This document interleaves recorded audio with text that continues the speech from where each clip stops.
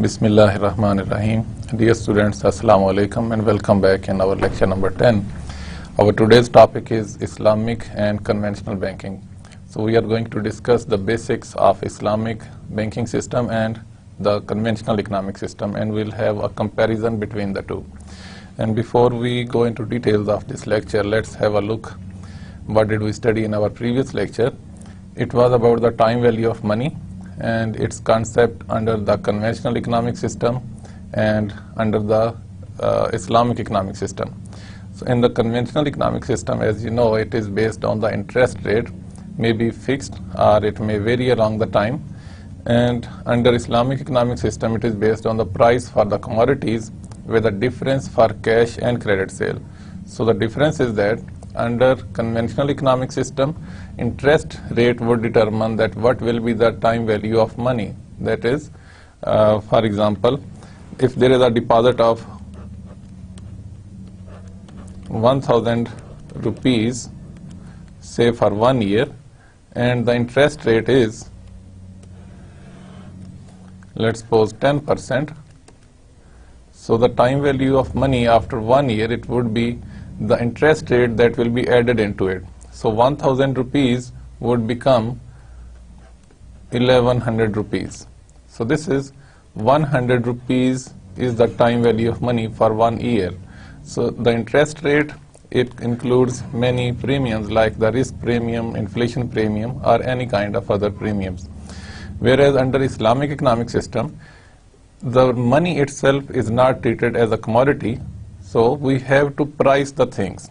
So the time value of money will be determined not based on these paper notes, rather it will be determined on the price of the commodities. For example, if you can purchase a cycle, as we had this example in our previous lecture as well, that if you can purchase a cycle for 1000 rupees today and the cash price is same 1000 rupees, whereas if you want to make the payment after say 1 year, then the credit price will be higher than the cash price. So it may be equal to 1100 rupees. So this 100 rupees is the time value of money, but it is based on the price of the commodity. It is not based on any fixed interest rate.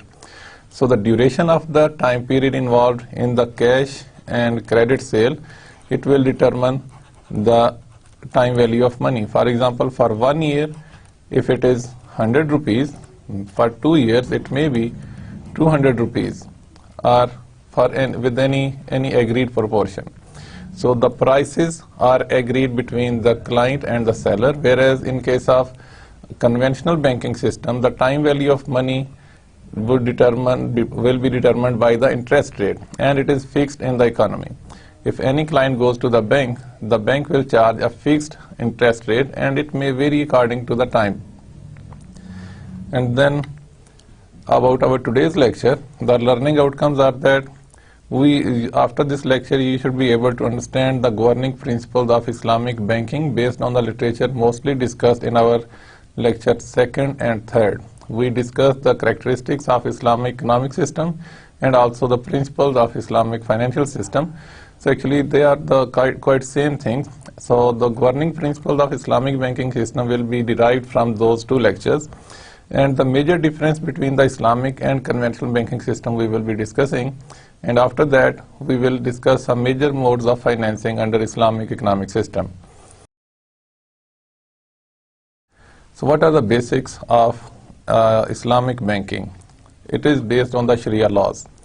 As it is clear, Islamic banking, the word is self-explanatory, and Islamic banking will be under the Sharia laws, and the Sharia covers every aspect of our life. It provides principles how to live at individual level in the society and the economic system, and it covers almost every aspect of our life. So that's why we call it a complete code of life.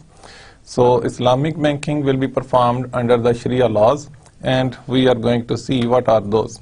First of all, the prohibition of interest or riba-based transaction. Interest is not allowed under Islamic economic system. So when we see the interest is not allowed, it will have some implications. So how the banks will be performing banking operations, so we will look into the details. And at the second point, avoidance of speculation.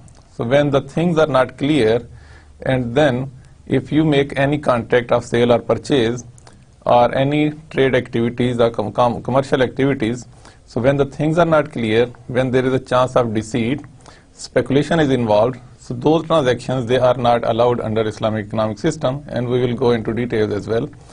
And then avoidance of oppression. Oppression or zulm, it is not allowed under Islamic economic system. It means nobody is allowed to exploit the conditions or situation of others. And then introduction of Islamic tax.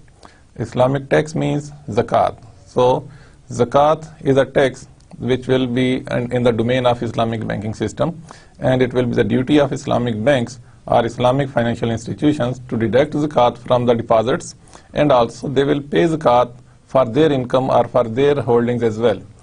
And then financing of Sharia approved activities and discouraging the production of goods and services which are not allowed in Islamic values. And only Sharia approved activities are allowed to be financed. So it has been discussed in detail. There are so many activities in the economy, in the society, which are against the norms of the society, against the culture of the society, and against the divine guidance of Allah. So everything which is in the category of haram is not allowed in Islamic banking system. Only halal activities will be financed by the Islamic banks. So let's discuss first of all the prohibition of interest and why it is not allowed, and we have discussed in detail, but let's see what Quran says. This is a reminder again. We have discussed this, we have studied this ayah before as well. So it is again in Surah Baqarah, ayah 274, it says, Allah says in Quran, those who charge usury means interest or riba, they are in the same position as those controlled by the devil's influence. This is because they claim that usury is the same as commerce. So this thing, interest and trade, they are the same things. However, God permits commerce or trade and prohibits usury. As Allah says, Allah allows trade, but Allah has forbidden the usury or interest, riba. Thus, whoever heeds this commandment from his Lord and refrains from usury, he may keep his past earnings, and his judgment rests with God. As for those who persist in usury, they will incur hell, wherein they abide forever. So the word usury, riba, riba is the exact word used in Quran, and it is translated in usury and interest as well. So usury is taken as a very bad word in the present, in the contemporary economics as well, but they have separated usury from the interest. But Islam takes usury and interest as same thing, because we see if we isolate the transactions, we might think that the interest is justified, it is the time value of money. For example, there is an event I studied in an article that one person, he borrowed some amount of money, about 600 rupees, about 3 decades ago, and out of that he purchased a piece of land with half of the money, say 300 rupees, and then the other half, it was borrowed by some of his colleague, and the colleague did not return the money back to him. And after so many years, after about 3 decades, the same person came back to him and gave his money back, those 300 rupees, and the value of money after 30 years or after 25 to 30 years, it is the same. 300 rupees was borrowed and he returned back 300 rupees. Whereas the money that was invested to purchase a piece of land, that has multiplied in its value, and the value was about 3 million rupees. So you can see the difference here, that under Islamic economic system, if you borrow anything, any commodity, any money, so you are supposed to pay it back in the same denomination, in the same quantity, in the same quality. But if the same money was invested into any other activity, like to purchase a piece of land, the worth was multiplied. So if you isolate that particular transaction, you might feel that the time value of money is justified, and those 300 rupees should have grown to some other amount, maybe in some 200-300 lakh rupees at least. So, but the thing is that if we isolate the transactions, you might feel the interest or the time value of money is justified under the conventional economic system. But if you look the overall perspective, then the statement of Nigerian president we discussed in some of our previous lecture in G8 summit in Okinawa in 2001, I guess. He said that all that the African countries they borrowed until 1980s, it was about 5 billion rupees, $5 billion. And against that borrowed money, what they have paid is about $16 billion. And still, he says that we are told that there is a balance of $28 billion which they have to pay back. So he says, if somebody asks me what is the worst thing in the world, I would say compound interest. And the interest, it has lot of implications. Most of the poor countries or the developing countries, they have to pay back a huge amount of their budget, of their GDP for the debt servicing, the principal plus interest. So they can't invest or they can't spend that money for the welfare of the people. It has its impact on the environment. Budgets are cut from the health and from the environment and from other developing activities. So a huge portion of budget goes for debt servicing, and Pakistan is also something like that. We have to face the same kind of conditions as other developing countries. And riba, actually it means the increase or excess. So an increase in a loan transaction or exchange of commodity accrues to owners without giving an equivalent compensation in return. For example, exchanging 1 kilogram of grapes with 1.5 kilogram of grapes that are of the same type, quality and value. So it is riba. When you exchange some commodities, when you exchange the things of the same denomination. For example, in one famous hadith we studied in our previous lecture, that when we have to exchange commodities, for example, gold for gold, silver for silver, salt for salt, wheat for wheat, barley for barley, and we can generalize the principle to all the commodities. And if in this example, for example, exchanging 1 kilogram of grapes with 1.5 kilograms of grapes is not allowed if they are of the same quality.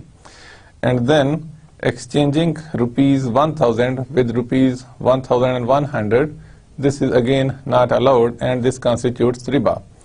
And for the same items, any difference in their exchange value is interest, whereas pricing of different items while exchanging is allowed. So when we are going to exchange some different items, then the pricing is allowed, and it can be more or less. It will be agreed upon, and this is not riba.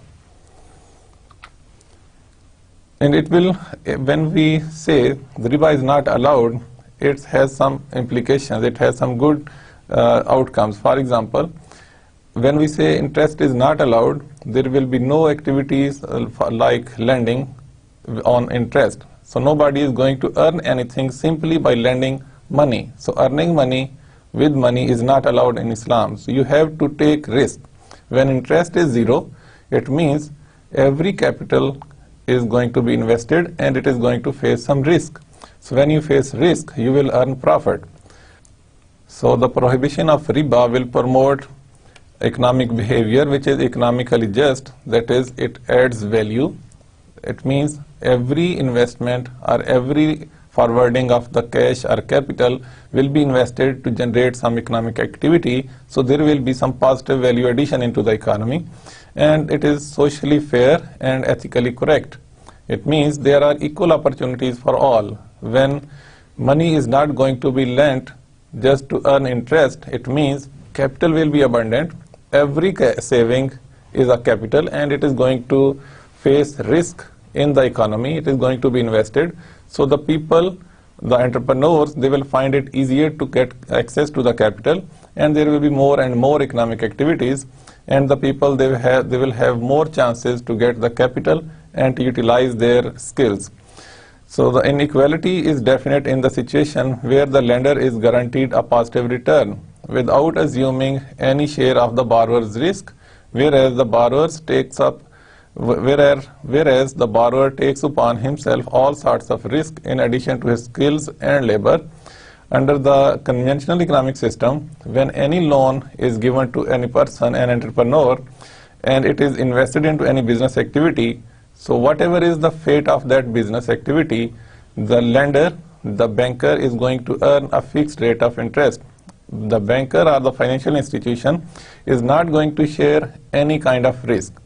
The entrepreneur will have his labor or skills at stake, and it might face certain other risks as well, and it might face losses, but the return of the bank, they are sure. So which is unjust. And at the same time, when the entrepreneur is earning multiplied profits, for example, the lending rate is 10%, but the entrepreneur is earning 50%. So again, they are not sharing any kind of profit. So getting 10% out of 50% is again not fair. Whereas under Islamic economic system, every capital will be invested and the proportion of the profits will be shared among the entrepreneurs and the capital provider, that is the banks or the financial institutions, and the profit sharing ratio will be agreed, and the loss sharing ratio, that will be according to the proportion of the investment. And the riba violates the principle of property rights as well. What does it mean? It means that money is lent on interest and it is used productively, and it creates additional wealth. For example, if it is used to create a building or any other physical asset, so when money is used to produce additional wealth, such money lent cannot have any property right claim to the incremental wealth because there was no prior bargain over it. So the lender and the borrower, they don't have any such agreement that whatever wealth is created out of that borrowed capital or the borrowed money, there is no prior agreement between the two parties. So every wealth that is created is under the ownership of the entrepreneur. So the money which has been borrowed, it has no claim over the property which is created in the economic activity. And another feature of prohibition of riba is it promotes the profit and risk sharing. So when we say interest is 0%, actually we are supposing that every capital or every saving is going to be invested. So when it is going to be invested or when it is going to be converted into other physical capital, then it is going to face economic risks as well. So the risk sharing is one of the key features under the Islamic financial system. And when we share the risk, definitely the profits and losses will also be shared. And another feature of prohibition of riba is that lending is a virtuous act. It means the banks, financial institutions, the individuals, nobody can forward money on any interest. If you have to lend your money, it will be a virtuous act for the consumers, for their personal use or for any use. If you lend your money, it is a virtuous act. Otherwise, you become partners with the client or with the people who want that money. So then you share the profits. Whereas if you only simply lend your money, it's a virtuous act and you will earn reward from Allah. And lending should be a generous act if money is needed other than the commercial purposes. Thus, risk sharing, when it is for the commercial purposes, then there should be risk sharing. The profits should be shared. And such need should not be exploited where the borrower is put under undue burden. When somebody is under some circumstances has to borrow money, he should not be exploited or she should not be exploited. Rather, they should be helped. So we should help each other in the society. If somebody needs money for their some needs, so we should give them loans, and it should be qarz hasana without any interest, or otherwise we should become partners into particular business venture. And Allah says in Quran, who is he that will lend unto Allah a goodly loan, that he may double it for him, or his may be a rich reward. This is Surah 57 and Ayah 11. So Allah says that when you lend each other, not for the sake of any reward, not for the sake of any interest on it, rather you give it as a qarz hasana, then it means you are giving loan to Allah, and Allah will give you the reward according to his situation or according to his status. And the second point for the Islamic banking principles is that avoidance of speculation, or the word in Arabic is gharar. Gharar means the speculation where the things are not clear. And the definition of gharar is an Islamic financial term describing a risky or hazardous sale where details concerning the sale item are unknown or uncertain. Gharar is generally prohibited under Islam, which explicitly forbids trades that are considered to have excessive risk due to uncertainty. So when we are going to launch any activity, any business activity, so when the risks are unknown, then we better avoid that kind of activity. When we don't know the exact situation of the transaction, we are not aware of the things we are going to purchase or we are going to invest, and then if we have purchased anything which has lot of risk and we know that risk is there and we are going to sell it to somebody else, so the sale of risk without telling the exact situation to the client is again not allowed under Islamic banking or financial system.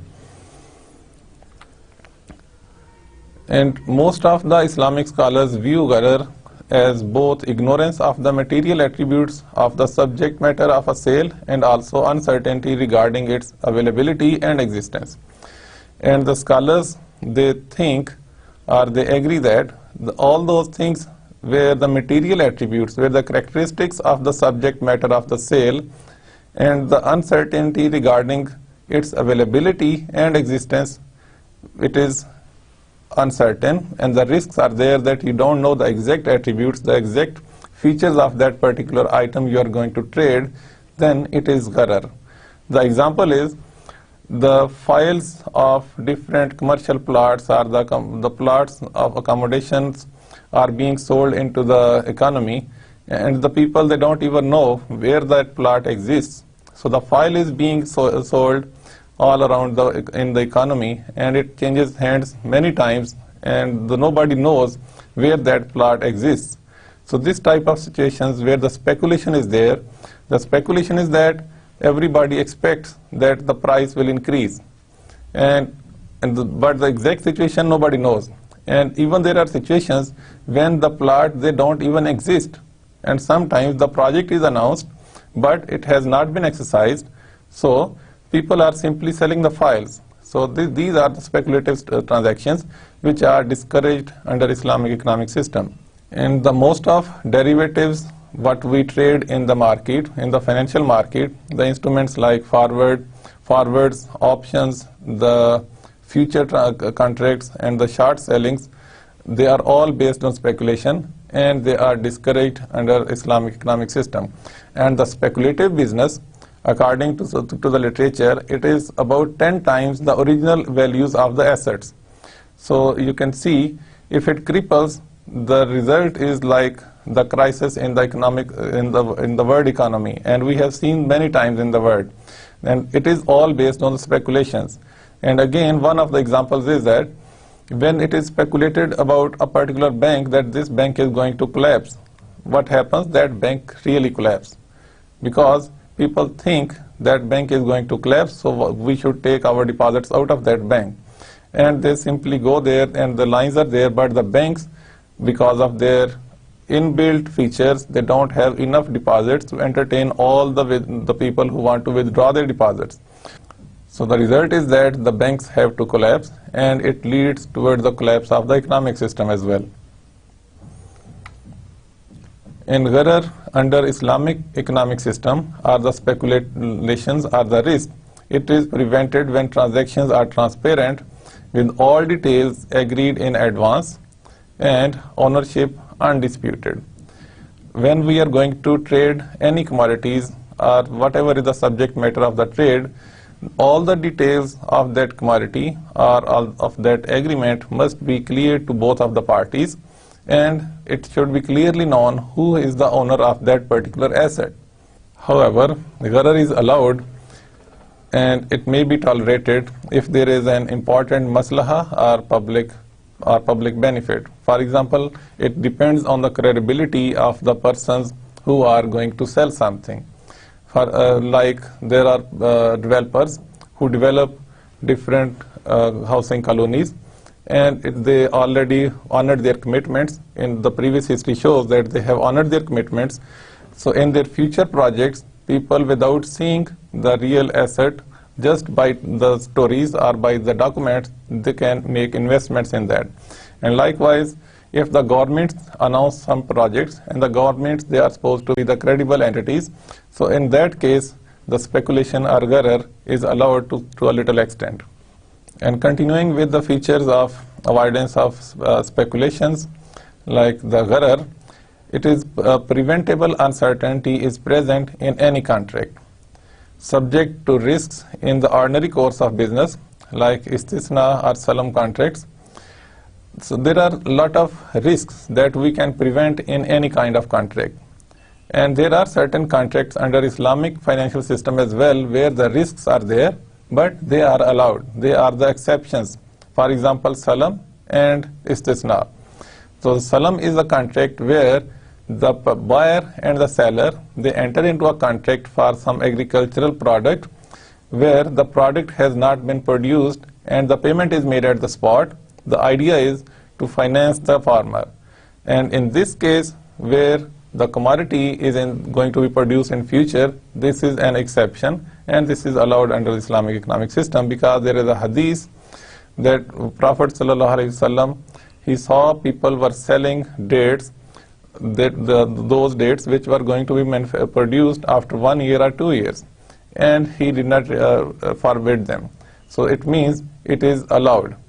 And then prohibition of gharar is indirectly a risk management technique in Islam. Therefore, encouraging the exercise of due diligence and avoidance of contracts with high degree of information inconsistency with high turnover. And it is a risk management technique as well. So when we see if there is a project or if there is a trade activity and there are a lot of inconsistencies about the information of that commodity or of that subject of trade, and the consequences, the monetary consequences, they are huge. So in that case, we should avoid that kind of contract, because everything should be crystal clear to both the parties, the sellers, the buyers, and every stakeholder. Otherwise, we should avoid such contracts. And treating gharar as risk has its penalties. That is, trading of risk, therefore, is prohibited where the traded risks may have been transferable in derivative format. So in the derivative market, we have a lot of instruments, we have a lot of securities which we are dealing in the derivative markets. So every investment carries its risk, and those risks are being transferred from one person to another person when they are sold. And ultimately, if the risks, they mature, then everybody has to lose their capitals. So it has their penalties. So because if we don't take care of the risks, then it has its consequences. And the third principle of Islamic economic system is the avoidance of oppression, that is, avoidance of zulm. So zulm refers to all forms of iniquity, injustice, exploitation, oppression, and wrongdoing. So exploiting the situation of others or the weak people or the orphans, it is zulm. And a person either deprives others of their rights or does not fulfill his obligation towards them. So it's kind of zulm that the people, they take over or they occupy the rights of others. For example, the properties of orphans or the weak people or the ignorant people, if they are stolen by some people, that is a kind of zulm. And again, this is also a zulm when we don't fulfill our obligations. And zulm also refers to trading in matters which are prohibited or they are haram under Sharia. And if somebody involves in those activities which are not allowed in Sharia, then that is again a zulm. For example, the trading of alcoholic drinks, beverages, and non-halal poultry, meats, porks, and for example narcotics as well. So these are all an extension of the social justice and fair economics. So the avoidance of zulm is an extension of social justice and a fair economics. The fourth and fifth principle, they are the obligatory taxes like zakat. under Islamic banking system, zakat will be deducted from the deposits, and this is the prime duty of the Islamic banks or the Islamic financial institutions to collect zakat and to pay their own zakat as well, and then to distribute towards the needy people. And then the fifth one is the Sharia approved activities. The banks or the financial institutions, they cannot finance any business activity which is not allowed under Islamic financial system or Islamic economic system. So the only halal financing is allowed for halal activities. For haram activities, the financing is not allowed under Islamic banking system. And now we are going to make a comparison between the Islamic and the conventional banks. So there are a lot of features. We have already discussed them, and we are just going to summarize those points, and we are going to compare the practices of Islamic and conventional banking system. First of all, the functions and operating modes of Islamic banks are based on the principles of Islamic Sharia.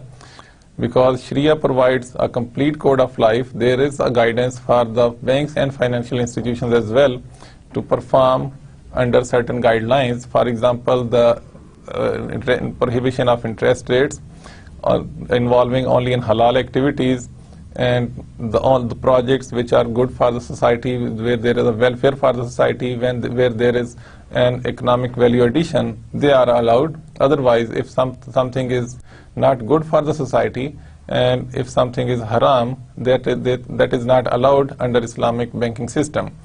Whereas in the conventional banks, all the laws, they are man-made, and the functions and operating modes of conventional banks, they are based on the man-made principles, and mostly we are operating under capitalistic societies, so we have the principles of capitalism in our banking system as well. And the next point is, Islamic banks, they promote risk sharing between provider of capital or the investor and the user of fund, that is entrepreneur. If somebody goes to the Islamic bank, they don't simply go to get loans, because giving loan is a virtuous act, whereas the depositors in the Islamic banks, they know that they are going to face a risk of profit and loss. So their deposit is forwarded to the entrepreneurs to face certain risks. So the share of the bank is, in case of profits, goes to the bank, and out of that share, the deposits, they get their share according to the agreement. And then in conventional banking system, the investors, the lender is guaranteed a predetermined rate of interest or return. In Islamic banking system, the banks, the investor is the depositor, and the entrepreneur, they are the people who face risk in the market, so they both share their profits.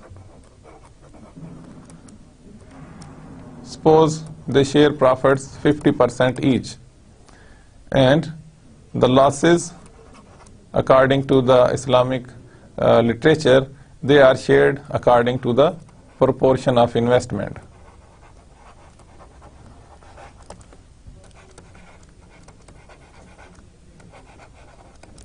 Whereas in conventional banking system, the lender is the bank. If we call them the investor as well, because they are simply going to earn some profit on it, so their share is only a profit.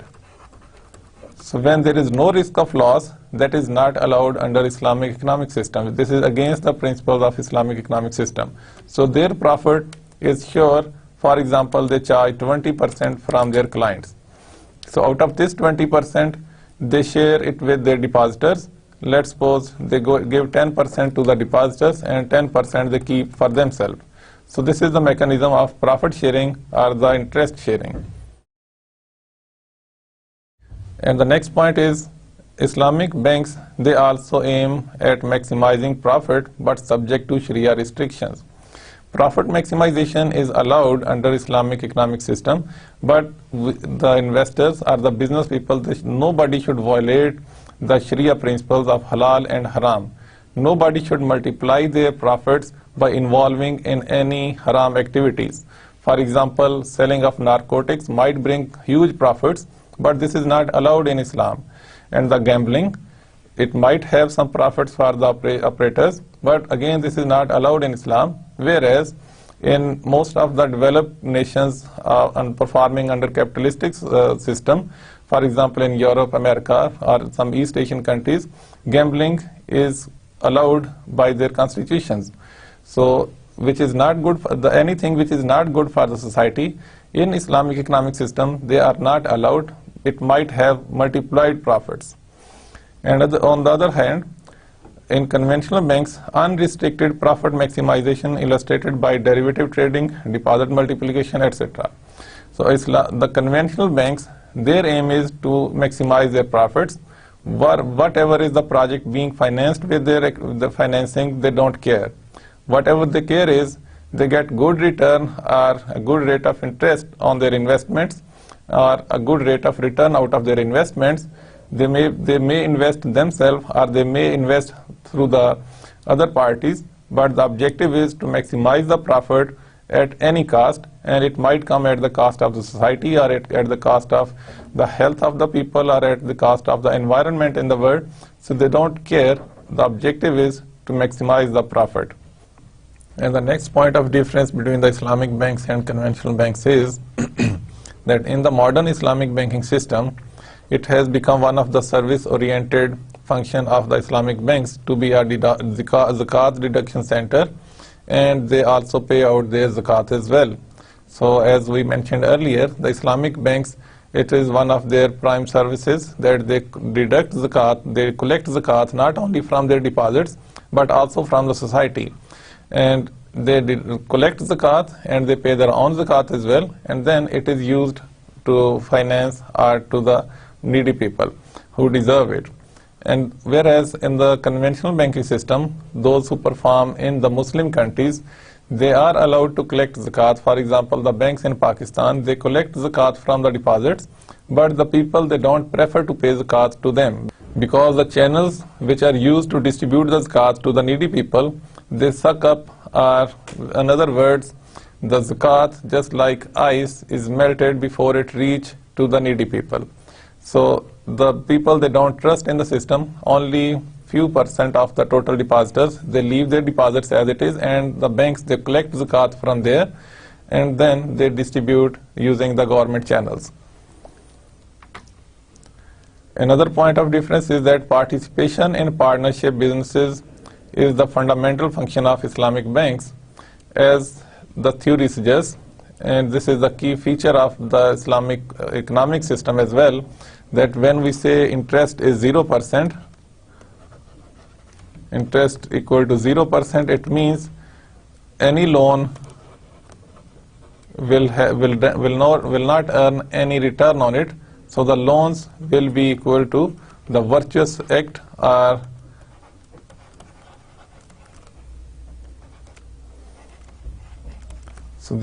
we call them as a Qarde Hasana.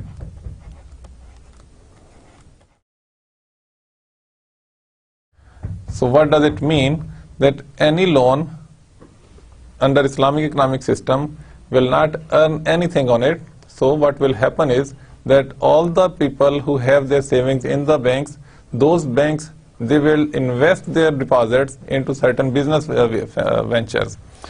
And the banks, they become partners with their clients. So the modes of participation, they are called as musharaka. So we will discuss these concepts in detail, and mudarba. Musharaka, as I told earlier as well, that this is kind of a regular partnership, but we have studied in previous courses as well, that the partners, they bring their capital together and they start any business venture. So the Islamic banks, being one of the partners, they have their proportion of the capital in the total partnership, and all the partners, they invest their capital into some business activities and they earn their profits and they share their losses as well.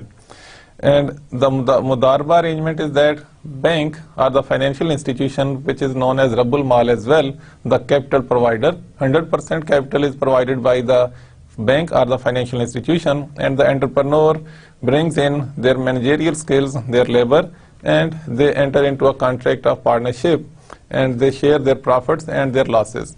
And the losses again I will mention that losses will be shared according to the investment proportion. So the investment comes 100% from the bank, so the loss will go to 100% to the bank. And the loss of the entrepreneur would be the opportunity cost, which have been in the shape of the labor or the time spent by the entrepreneur into that particular business activity. Whereas in conventional banking system, money is treated as a commodity, and the lending of money and earning compound interest on it is the main function of the conventional banking system.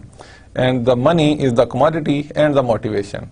To get money, to earn money for the money is the main motivation, and to multiply the deposits from getting the interest income only is the main business of Islamic or the conventional banking system. Although they earn from non-interest income as well, but those activities, they are in a very small proportion of the total income. So in Islamic banking system, when the clients they go default, there are certain penalties which are associated with these contracts. So the Islamic banks, they do charge penalties, and those penalties, they don't add to the income of the bank, rather those penalties will go to the charity. The Islamic banks, normally they become partner with the clients under the participatory modes of financing, and at the same time they have some other transactions like the sale mode of financing, where the clients they have to make the payments on the installment basis to the bank. So if the installments they are delayed, so certain penalties are associated with such act. So but those penalties, they are not the income of the Islamic bank. Those penalties will go to the charitable purposes. Whereas in conventional banks, they can charge additional money in the form of penalty and compounded interest on it in case of default. So as all we know, the conventional banks, they have their penalties, like if in case of any default, there are penalties, and those penalties are the income of the conventional banks. So this is one of the differences, that penalties, they don't make part of income in Islamic banks, whereas they make part of the profits or the income of the conventional banks. And the importance is given to the public interest or maslaha. Its ultimate aim is to ensure growth with fairness. So the objective of Islamic financial system is, or the objective of the Islamic banks is, a fair growth, a growth in the economy, and the fair distribution of the wealth. So this is the main objective which should be achieved in the economy by the Islamic banks. But unfortunately, we see the stories otherwise, and we will discuss that as well in our coming lectures as well. And under the conventional banking system, banks' interest is the main objective. It makes no effort to ensure growth with equity. So the conventional banks, they are not concerned where their loan goes, whether it is being invested for some economic activity or not. So their objective is to get back the principal amount with some interest on it. So interest is the main priority, whereas the growth is the main priority of the Islamic banks. And another feature, another difference between the Islamic and conventional banks is that for the Islamic banks, it must be based on Sharia approved underlying transactions. As we discussed earlier, only halal activities will be financed by the Islamic banks or the financial institutions. Whereas the interest-based commercial banks, they don't care about the activities being performed with their financing. So whatever is the contract, commercial banks or the conventional banks, they don't care that their financing will be used for what purpose. Is it going to be used for the projects which are against the norms of the society, or which are against the health of the people, or against the environment? Whatever is their main concern, it is the repayment or getting back their principal amount with some interest on it. And another difference is that since it shares profit and loss, Islamic banks pay greater attention to the development of the projects and their appraisal and their evaluation, because Islamic banks, they become a partner with the client in the participatory modes of financing. So the quality of the project or the feasibility of the project is of a greater importance to the banks. The Islamic banks, they will make sure that the business is feasible and there are prospects of profits in it, and then they will share their own professional help into the project. So they will contribute the way they can, so they can provide some professional guidance, and the chances of success will be higher or will be greater rather than if a person takes the 100% risk by himself or by herself and then they make certain decisions. It might be against the profit earning modes. Whereas in conventional banks, income from the advances or loans is fixed. So they know that this much percentage is going to be their income after every regular interval, and it gives little importance to developing expertise in project appraisal and evaluation. Risks are transferable at a price. So whatever risk the banks have, they can manage that risk in the form of securities, the pledge, or they have some insurances available to them as well. So the conventional banks, because their return is guaranteed, so they don't care what is the feasibility of the project. Rather, the parties who are going to become a partner or who are going to borrow the money from the conventional bank, they should have some sound features with them, like their balance sheets if they are business entities, or they have some wealth to be pledged as security. So these are the main concerns of the conventional banks. So as mentioned in the previous slide as well, the Islamic banks, they have greater emphasis on the viability of the projects, the feasibility of the project, the chances to earn profit in the project, whereas in the conventional banks, greater importance or greater emphasis is on the credit worthiness of the client, that this client can pay back their principal with some interest or not. If the credit worthiness is not good, then those clients, they can't get loans or capital from the conventional banks. And this is the situation if we look toward in our economy as well. The people who are credit worthy are the big businesses, they have easy access to the capital, whereas the people who are poor and they don't have anything to pledge, so those people, they don't have access to the capital or the currency or the cash, and they can't take up so many business activities. So the persons with their innovative skills or their abilities to become a successful business person, they are diminished under the conventional economic system or the conventional banking system. Normally, under the Islamic banking system, the accounts, they have to face profits and losses. And there is a mechanism under Islamic banks as well, where the principle of al-wadiya, which is derived from the word al-wada, so it says that the deposits will not suffer any losses. So it's kind of safekeeping. So it might earn some profits, but they will not face any kind of losses. So this is kind of the concept of safekeeping. The banks will be charging their service charges by maintaining those accounts, whereas those accounts will have to, if they have to face any kind of risk, if the contract says that these accounts, these deposits can be used for some mudarba activities, so in that case, they might face some losses as well. But under any other circumstances, these accounts, they are kind of safekeepings, just like some current accounts, and the banks will be charging their service charges over these accounts. Whereas under conventional banks, all the deposits, they are insured. For example, whatever amount you deposit, you can take back without any losses into it. Rather, it will earn some portion of interest out of the bank's interest income. Now let's have a look about the major modes of financing under the Islamic banking system. So as we have discussed already, there are participatory modes like musharaka and mudarba. So musharaka, actually it is the same partnership agreement what we have studied in our previous classes, maybe in BBA or MBA, whereas in mudarba, it's again an arrangement of like the Rabbul Mal, the capital provider,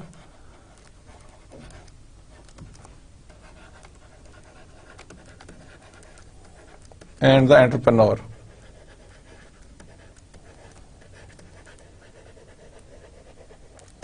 So the 100% capital comes from the Rabbul Mal and 0% capital comes from the entrepreneur, but the 100% management and the managerial skills or the business skills, they are provided by the entrepreneur. and both of these contracts, they have their profit sharing arrangement. Under both of the contracts, the parties, they agree on a profit sharing arrangement. So again, I will mention that, but in case of loss, the losses will be shared according to the proportion of investment.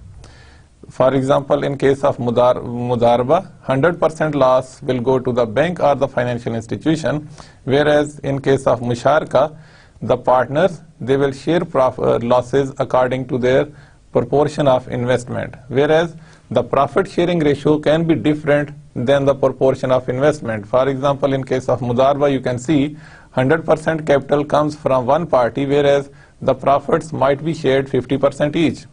And on the same under the same lines, in the partnership agreement or in Musharaka agreement, the capital may be equal, like 50% by both of the parties, whereas the profit can be 30% and 70% as well. So the profit sharing ratio can be different than the proportion of investment, whereas the losses will be shared according to the proportion of investment. And there are sale modes of financing as well. For example, Murabaha. So Murabaha is an arrangement where the client needs some commodity, maybe a car or any other asset, and the client goes to the bank, Islamic bank, and enters into a contract with the bank, and the bank would purchase that asset, for example a car, and if the car price is suppose 1 million, the bank will purchase the car, and they will enter into a contract with the client, and they will, for example, the payment will be made in 3 years.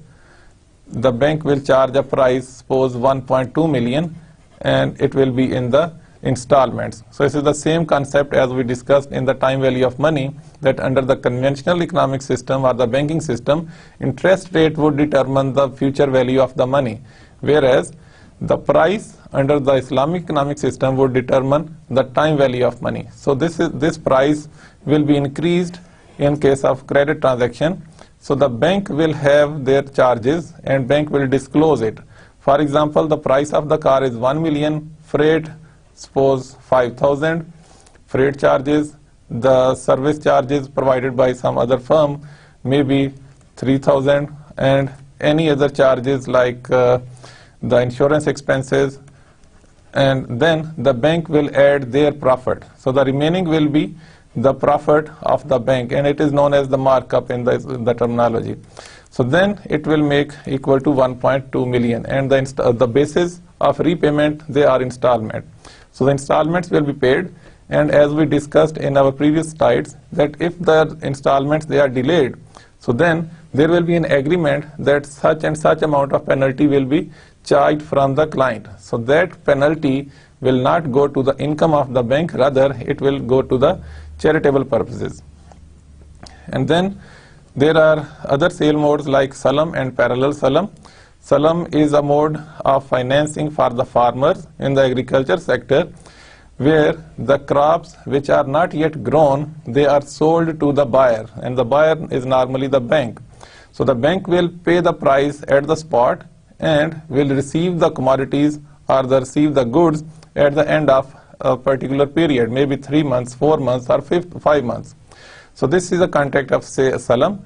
And then if the bank enters into another contract based on the same commodity which will be received from the client in the first parallel Salam contract, so that next contract will be parallel Salam. So both of the contracts, they are independent of each other. The fulfillment of the first contract, it doesn't mean that the second contract will be fulfilled. Even if the first contract is not fulfilled, the second contract will be independently honored. So both of the contracts, they are independent of each other. And the istisna and parallel istisna, again, they are kind of same arrangement, where the goods which is the subject of that sale contract has not been manufactured. So the goods here, they are going to be manufactured like the furniture. So in this case, the payment can be at the spot in advance, or it can be linked with the manufacturing process. For example, if 50% of the manufacturing is completed, 50% of the contract payment will be made, like that. So, and again, the penalties can be charged in case of delayed delivery of the commodity. But in case of salam, the delivery must be on time. Otherwise, there will be some other arrangements. And there are some rent-based modes of financing like ijara and ijara wa iqtina. Ijara is just like a lease contract as we know in our conventional terms. So if somebody rents the goods which have some productive use, and against that productive use you can charge a price, but the asset remains in the name of the owner. It remains the property of the owner, and the use of that asset earns some price of it. So that is the ijara concept. Whereas in case of ijara wa iqtina, it means that at the end of the ijara contract, that asset is offered to the client. Like the client might be given that asset against the initial deposit, or it might be sold to the client at the end of the ijara contract. So this is the rent-based modes of financing. So there are some other modes as well, but these are the famous modes. We will be discussing them individually in our coming lectures. In our today's lecture, we covered the following topics, that is the governing principles of Islamic banking. There were 5 principles we discussed. That there are certain values which we derived from the characteristics of Islamic economic system and the principles of Islamic financial system, like the prohibition of interest, then the features like zakat and the prohibited activities, and the governing principles under the Sharia concept of halal and haram. So these things we discussed in the governing principles of Islamic banking system. And then the comparison of Islamic and conventional banking system. So we had a comparison based upon the theoretical backgrounds of both the systems. And then finally we had a brief introduction of major Islamic modes of financing like musharaka, mudarba, then sale modes of financing like murabaha, salam, istisna, and then some rent-based modes like ijara and ijara wa iqtina. So that was all about today's lecture. Inshallah, see you in the next lecture. Till then, Assalamu alaikum.